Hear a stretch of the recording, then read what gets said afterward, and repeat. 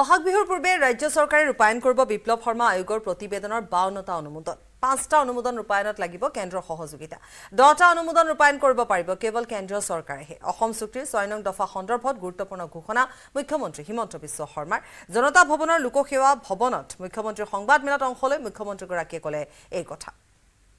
এটা সিদ্ধান্ত লৈছো যে ৰাজ্য চৰকাৰে অহা 3-4 মাহ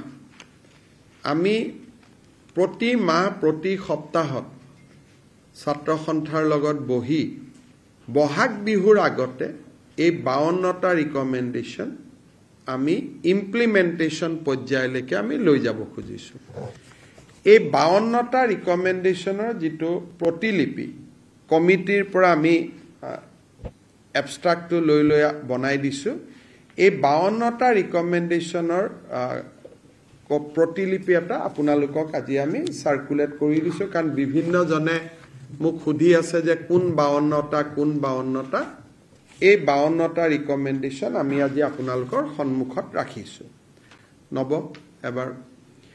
এটি আপোনালোকে মোক প্ৰশ্ন কৰিব যে কোন কেটা ৰিকমেন্ডেশন আপোনালোকে পঢ়া নাই প্ৰথম ৰিকমেন্ডেশন যেটো আমাৰ পৰ্যায়ত নহব হেতু হল 80% বিধানসভা লোকসভা আৰু পঞ্চায়তত অসমীয়া লোকৰ বাবে আসন সংৰক্ষণ ইয়াত দুটা অসুবিধা আছে এটা হল যে বৰাক উপত্যকা আৰু 6 শিডিউলৰ ৰাইজে এই ক্ষেত্ৰত কেনেদৰে মত পোষণ কৰে অহা কেইটামান দিনত আমি তেখেতসকলৰ লগতো কথা পাতি ভাৰত চৰকাৰৰ লগত আমি আইডাৰ এই অঞ্চল কেটা বাদ দি নহলে গুটে অসম আৰু যদি আমি বুজাবুজি কৰিব নোৱাৰো কাৰ্বি আলং ডিমা হাছাও বিটিআৰ আৰু বড়োলেণ্ড এইখিনিক বাদ দি এই ৰিকমেন্ডেশন খেনি ৰূপায়ণৰ বাবেও আমি ভাৰত চৰকাৰৰ লগত সিৰিয়াসলি কথা বতৰা পাতিব খুজিছো যাতে অনাগত কিছু সময়ৰ ভিতৰত ভাৰত চৰকাৰৰ এক্টিয়াৰত থকাও ৰিকমেন্ডেশন খেনি আমি যাতে এটা পথলৈ লৈ আহিব পাৰো ভাৰত চৰকাৰৰ হৈ মই কথা দিব নোৱাৰো কিন্তু অসম চৰকাৰে অত্যন্ত গম্ভীৰতাৰে সৈতে আৰু ঐকান্তিক ইচ্ছাৰে সৈতে ভাৰত চৰকাৰৰ লগত থকা বাকি 15টা ৰিকমেন্ডেশন তাৰে 5টাৰ মই আগতে কৈছো যে আধা ষ্টেট আৰু আধা সেন্টাৰ কিন্তু যিকেটা কমপ্লিট সেন্টাৰৰ হাতত আছে তেনেকুৱা ৰিকমেন্ডেশন খেনিও যাতে আমি ভাৰত চৰকাৰৰ লগত যোগাযোগ কৰি উপযুক্ত সংবিধান কৰি ইমপ্লিমেন্ট কৰিব পাৰো তাৰ বাবে আমি প্ৰয়াস আৰু প্ৰচেষ্টা চলাম আমাৰ গুটে লক্ষ্যটো হল যিকেটা কঠিন সময় লাগিব সেইকেটাৰ কাৰণে আমি কৰিব পৰাখিনি পেলাই থব নালাগে ৰাজ্য চৰকাৰে মূলত এইবাৰ আমি বহুত দিন এই ৰিপৰ্টটো আমি হাত দিয়া নাছিলো কাৰণ কঠিন খেনিৰ কথা চিন্তা কৰি আমাৰ ধাৰণা হল যে কঠিন খেনিৰ কথা চিন্তা কৰি থাকোতে আন 52টা 53টা যিকেটা আমি কৰিব পাৰো সেইকেটা আমি নকৰাকৈ কিয় থৈ দিও আৰু সেই দৃষ্টিভংগীৰ পৰা আমি এই প্ৰতিবেদনৰ কোন 52টা দফা আমি ৰূপায়ণ কৰিব খুজিছো তাৰ বিষয়ে আপোনালোকৰ আগত দাঙি ধৰিছো মই পুনৰবাৰ কৈছো যে ভাষাৰ ক্ষেত্ৰৰ ৰিকমেন্ডেশন কেটা আমি বৰাক উপত্যকা আৰু 6ষ্ঠ অনুসূচী পৰিষদৰ লগত কথা বতৰা পিছতহে সেই অঞ্চলবিলাকত ৰূপায়ণ কৰা নকৰাৰ সিদ্ধান্ত লম গতিকে ভাষা সম্পৰ্কীয় ৰিকমেন্ডেশন খেনি বৰ্তমান আমি নন 6 শিডিউল আৰু নন বৰাক উপত্যকাত আমি ইমপ্লিমেন্ট কৰিম যাতে কোনো কাৰণতে আমাৰ মাজত ভুল বুজাবুজিৰ সৃষ্টি হ'ব নোৱাৰে আৰু এই গুটে বিষয়খিনিক লৈ আমি কেনেকে ৰূপায়ণ কৰিম আমি ভাবা নাই আমি ইন প্ৰিন্সিপল সিদ্ধান্ত লৈছো যে আমি ৰূপায়ণ কৰিম কিন্তু ৰূপায়ণ কৰোতে আমি ছাত্ৰ সন্থাক বিশ্বাসত লৈ যাতে এটা প্ৰয়োজন হলে বিপ্লৱ শৰ্মা কমিশনত সদস্য হৈ থকা সকলৰ লগতো পৰামৰ্শ কৰি এপ্ৰিলৰ 15 তাৰিখৰ আগতে আমি 52টা ৰিকমেন্ডেশন আমি ইমপ্লিমেন্ট কৰিম এটা গুৰুত্বপূৰ্ণ খবৰ আৰক্ষীয়ে সুৰক্ষা দিছে সুমিত তাৰ্কিক বৰাক বিগত এসপ্তাহে আৰক্ষীৰ যোগাযোগত সুমিত তাৰ্কিক একাধিকবাৰ সুমিত তাৰ্কিকলৈ ফোন এগৰাকী আৰক্ষী বিষয়াজনৰ পৰামৰ্শতেই গুৱাহাটী এৰিছে সুমিত তাৰ্কিকে সুমি বৰাই ব্যৱহাৰ কৰিছে নেকি বিষয়াগৰাকীৰ প্ৰভাৱ বা গুৱাহাটীত থকা সুমিত তাৰ্কিকৰ সম্পত্তি এতিয়াও সুৰক্ষিত নেকি সেই বিষয়টো আহিছে এতিয়া চৰ্চালৈ সম্পত্তি জব্দ কৰিবলৈ এতিয়াও সাহস কৰা নাই আৰক্ষীয়ে সুমি থকা স্থানৰ খবৰ লাভ কৰিও কিয় যোৱা নাছিল আৰক্ষী সেই প্ৰশ্নটো উত্থাপন হৈছে যেটো সৰ্বত্ৰ সুমি আৰু তাৰ্কিকৰ কথা কিন্তু সুমি আৰু তাৰ্কিক এতিয়ালৈকে সন্মুখলৈ অহা নাই তেওঁলোকে পলাই ফুৰিছে কিন্তু তেওঁলোক ক'ত আছে কোনেও নাজানে তাৰ মাজতে আৰক্ষী বিষয়াৰ প্ৰসংগ উত্থাপন হৈছে বিগত এসপ্তাহে আৰক্ষীৰে যোগাযোগত আছে সুমি তাৰ্কিক একাধিকবাৰ সুমি তাৰ্কিকলৈ ফোন কৰিছে এগৰাকী আৰক্ষী বিষয়াজনৰ পৰামৰ্শতেই গুৱাহাটী এৰিছে সুমি আৰু তাৰ্কিকে সুমি বৰাই ব্যৱহাৰ কৰিছে নেকি এই সামগ্ৰিকভাৱে আৰক্ষীৰ সহায়ৰ পূৰ্ণ সুযোগ লৈছে নেকি তাকে লৈ এতিয়া চৰ্চা হৈছে গুৱাহাটীত থকা সুমি তাৰ্কিকৰ সম্পত্তি এতিয়াও সুৰক্ষিত অৱস্থাত সম্পত্তি জব্দ কৰিবলৈ এতিয়াও সাহস কৰা নাই আৰক্ষীয়ে সুমি থকা স্থানৰ খবৰ লাভ কৰিও আৰক্ষী যোৱা নাছিল সেয়েহে প্ৰশ্নবোৰ উত্থাপন হৈছে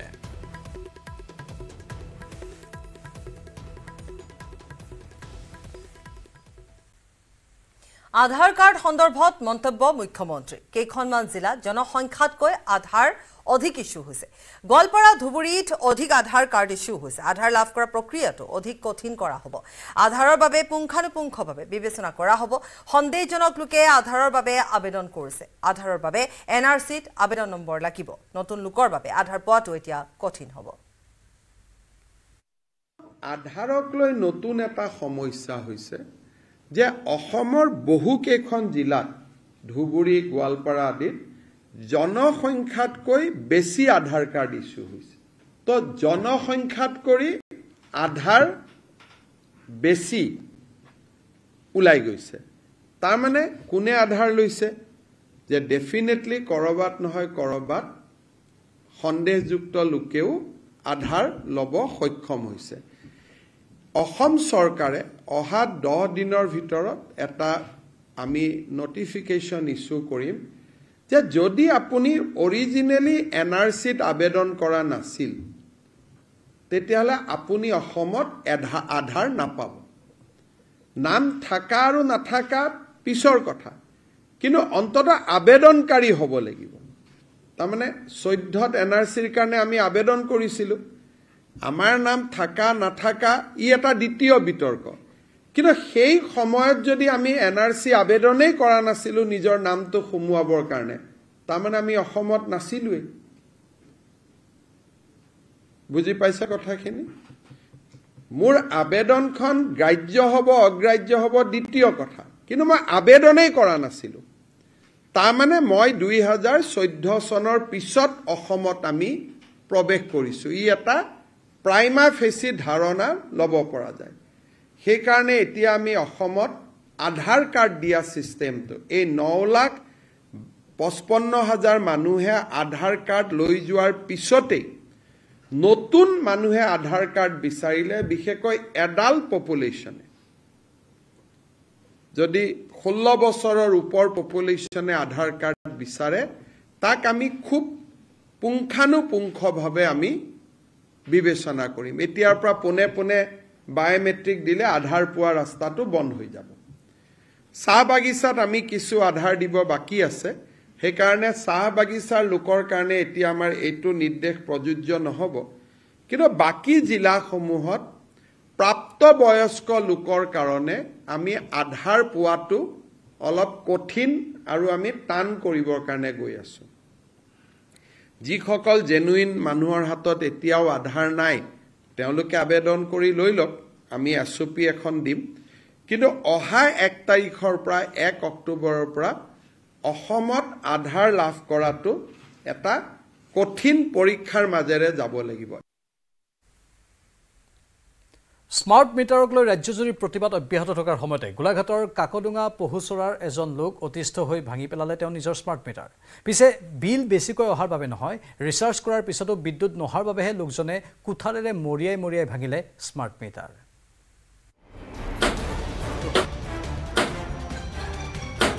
কুঠাৰেৰে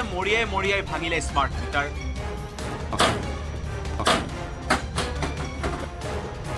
বেছিকৈ বিল অহাৰ বাবে নহয় বিদ্যুৎ নথকাৰ বাবেহে ভাঙিলে স্মাৰ্ট মিটাৰ।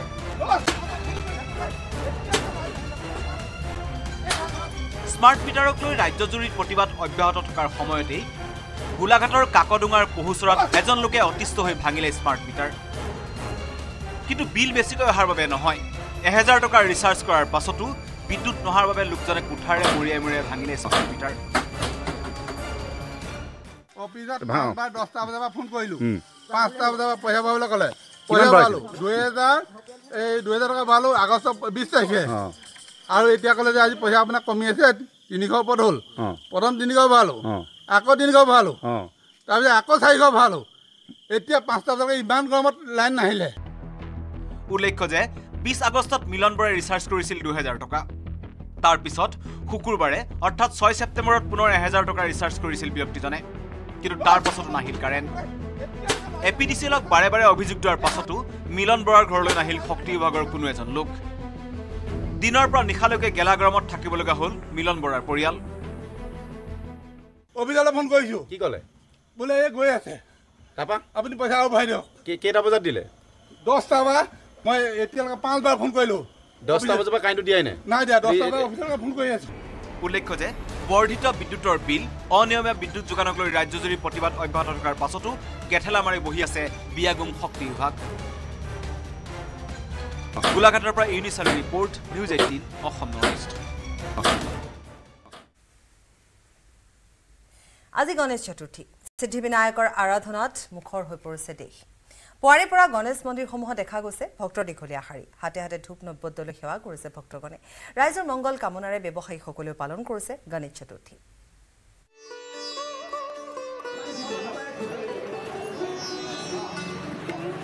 আজি গণেশ চতুৰ্থী, সিদ্ধি বিনায়কৰ আৰাধনাত মুখৰ ৰাজ্য। পুৱাৰ পৰাই মন্দিৰে মন্দিৰে ভক্তৰ ভিৰ। ভাদ মাহৰ শুক্লপক্ষৰ চতুৰ্থী তিথিত আৰম্ভ হয় গণেশ উৎসৱ। ৰাজ্যৰ প্ৰান্তে প্ৰান্তে গণেশ চতুৰ্থীক লৈ ব্যাপক আয়োজন। শুকুৰবাৰে বিয়লি 3:01 পৰা আৰম্ভ হৈছে গণেশ চতুৰ্থীৰ লগ্ন। গুৱাহাটী মহানগৰীৰ গণেশ মন্দিৰতো সমাগম ঘটিছে ভক্তৰ। ধূপ ধূনা নৈবেদ্যৰে আৰাধনা কৰিছে গণেশক। মহানগৰীৰ সমীপৱৰ্তী 9 মাইল গণেশ মন্দিৰতো ভক্তৰ অগণন ভিৰ। আজি গণেশ চতুৰ্থী হিচাপে নিজৰ লগতে ৰাইজৰ মংগলৰ কামনা কৰি আহিছোঁ। গণেশ বাবাইটো আৰম্ভ কৰি দিয়ে আমাৰ প্ৰকৃতিলৈ পৰিৱৰ্তন, গতিকে তেওঁৰ জৰিয়তে সকলোৰে অসমবাসীৰ মংগল কামনা কৰিলোঁ। এই দৃশ্য মঙলদৈৰ প্ৰীতিনগৰৰ স্থায়ী গণেশ মন্দিৰৰ। দিনজোৰা কাৰ্যসূচীৰে ৰূপায়ণ কৰা গণেশ পূজাত মঙলদৈৰ বিভিন্ন প্ৰান্তৰ ভক্তৰ ভিৰ দেখিবলৈ পোৱা গৈছে। আনহাতে নলবাৰীৰ ৰাষ্ট্ৰীয় ঘাইপথৰ সমীপৰ গণেশ মন্দিৰ চকস্থিত গণেশ মন্দিৰতো উলহ মালহেৰে আয়োজন কৰা হৈছে গণেশ চতুৰ্থী। সদৌ অসমবাসী ৰাইজক প্ৰথমতে গণেশ চতুৰ্দশীৰ আন্তৰিক শুভেচ্ছা জনাইছোঁ। আমাৰ গোটেই অসমৰ ইয়াত ভক্তপ্ৰাণ আহি ইয়াত এই পূজাত আমাৰ গণেশ বাবাৰ শ্ৰীচৰণ চুই তেওঁলোকে যি মনৰ আশা ভাবে সেই মনৰ আশা ইয়াত পূৰণ হয় বুলি ভাবি তেওঁলোকে চাকি বন্তি জ্বলায়। আনহাতে শিৱসাগৰত আকৰ্ষণীয়কৈ সজাই তোলা হৈছে গণেশ পূজাৰ মণ্ডপ। বাবুপট্টি, পুৰণা আমোলাপট্টি, ONGC কলনী, মুক্তিনাথ চাৰিআলিৰ পূজা মণ্ডপত ভক্তপ্ৰাণ ৰাইজে আগবঢ়ালে পূজা। তেজপুৰৰ ঐতিহাসিক গণেশ মন্দিৰতো ভিৰ কৰে ভক্তপ্ৰাণ লোকে।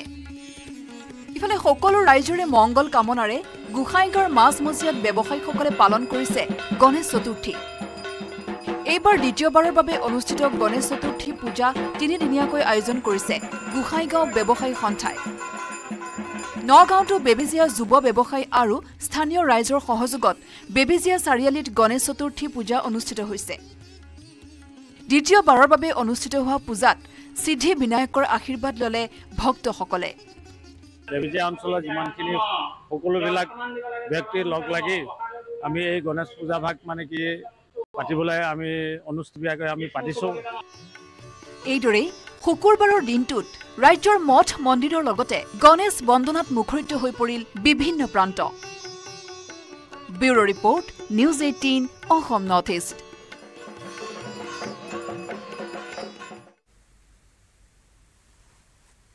নিউজ 18ৰ সৰজমিন তদন্তত পোহৰলৈ আহিছে আটা কেলেংকাৰীৰ বিস্ফোৰক তথ্য। খাদ্য আৰু অসামৰিক যোগান বিভাগৰ অধীনৰ মিলৰ চকা নুঘূৰাকৈ কাগজে কলমে তৈয়াৰ হয় হাজাৰ হাজাৰ মেট্ৰিক টন আটা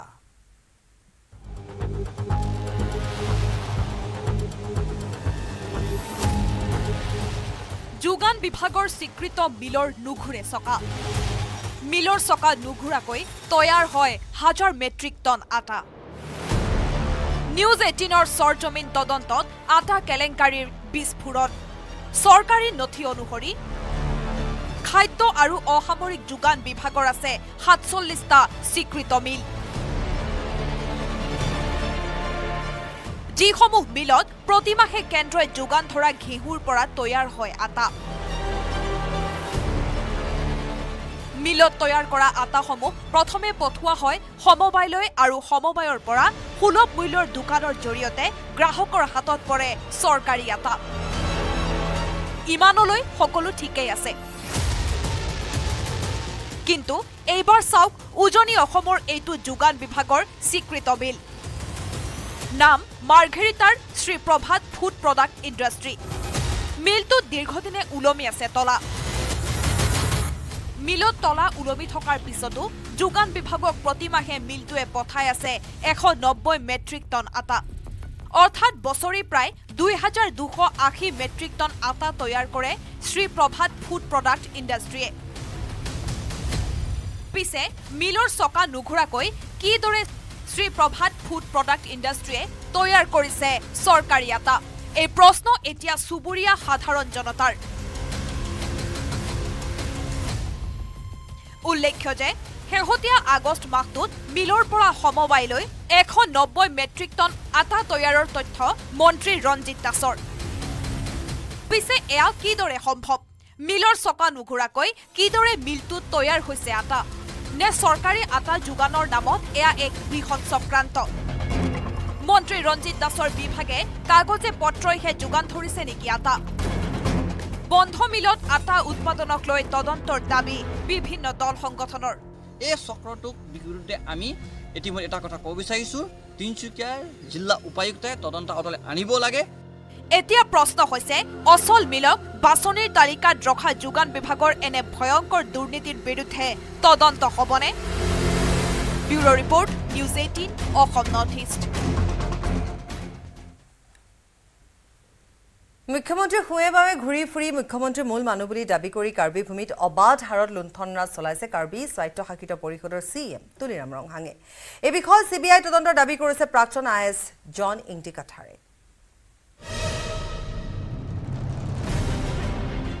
কাৰ্বি পাহাৰত তুলিৰামৰ লুণ্ঠন প্ৰাপ্যজনক বঞ্চিত কৰি পত্নীৰ প্ৰতিষ্ঠানক ঠিকা নিবিদা অবিহনে ঠিকা প্ৰদান কৰে কনষ্ট্ৰাকশ্যনক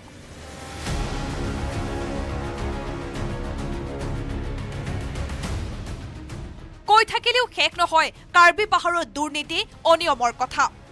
স্বায়ত্তশাসিত পৰিষদৰ মুখ্য কাৰ্যবাহী বিষয়া তুলিৰাম ৰংহাঙৰ নেতৃত্বত নিতৌ পাহাৰীয়া জিলাখনত সংঘটিত হৈছে কোটি টকীয়া লুণ্ঠন নিউজ 18ৰ সৰজমিন তদন্তত ইতিমধ্যে পোহৰলৈ আহিছে পাহাৰীয়া জিলাখনত তুলিৰাম ৰংহাঙে সংঘটিত কৰা বিয়াগুম দুৰ্নীতিৰ তথ্য এসপ্তাহত পাহাৰীয়া জিলাখনত নিৰ্মাণ ১৭ কিলোমিটাৰ পকী পথ ৩০ কোটি টকা ব্যয়েৰে নিৰ্মাণ ব্যয়বহুল পথটো এক প্ৰকাৰ চূড়ান্ত অনিয়মৰ তথ্য প্ৰকাশ হৈছে চৰকাৰী এই পত্ৰখনত এয়া মাথোন এটা উদাহৰণ ডিফু চহৰৰ মেৰামতিৰ দামত সংঘটিত হৈছে আন এক কোটি টকীয়া দুৰ্নীতি চৰকাৰী নিবিদা অবিহনে তুলি পত্নী প্ৰতিষ্ঠানক দিলে ৮ কোটি টকাৰ ঠিকা ক্ষমতাৰ বলত বলিয়ান হৈ তুলি কোম্পানীয়ে সংঘটিত কৰা এই দুৰ্নীতিৰ বিৰুদ্ধে অৱশেষত চিবিআইৰ তদন্তৰ দাবী জন ইংটি কাঠাৰৰ আমি বিচাৰো তেওঁৰ এগেইনষ্টত যিমান কেলেংকাৰী কৰিছে সেইবিলাক চিবিআই তদন্ত কৰিব লাগে চিবিআই তদন্ত কৰিলে এটা দুৰ্নীতিৰ তথ্য ফাদিল হ'ব তুলিৰাম ৰংহাঙৰ উল্লেখ্য যে ইয়াৰ পূৰ্বেও ৰাষ্ট্ৰীয় ঘাইপথ নিৰ্মাণত বহু হাজাৰ কোটি টকা দুৰ্নীতি সংঘটিত কৰিছে তুলিৰাম ৰংহাঙে কাৰ্বি জনজাতি লোকৰ ভূমি দখল কৰি জনজাতীয় লোকক বঞ্চনা কৰাৰ অভিযোগ বিপৰীতে ভূমিৰ নামত আবণ্টিত ধন তুলি আৰু তুলি কোম্পানীয়ে আত্মসাত কৰাৰ অভিযোগ কাঠাৰৰ কাৰ্বিসকলৰ অলৰেডি পাতা পোৱা আছে ট্ৰেডিশ্যনেল ছিষ্টেমত কাৰ্বিসকলে অলৰেডি পাতা পাইছে সেই পাতাবিলাক চব কেনচেল কৰি পেলাই 1000 মাটি দখল কৰিবলৈ দিলে হে এতিয়া CBI তদন্তৰ অপেক্ষাত অঞ্চলটো CBI তদন্ত কৰিলে স্পষ্ট হ'ব সকলো কাৰ্বি পাহাৰৰ উন্নয়নৰ নামত কিমান হাজাৰ কোটি টকাৰ লুণ্ঠন চলাইছে তুলিৰাম ৰংহাঙে bureau report news 18 Assam north east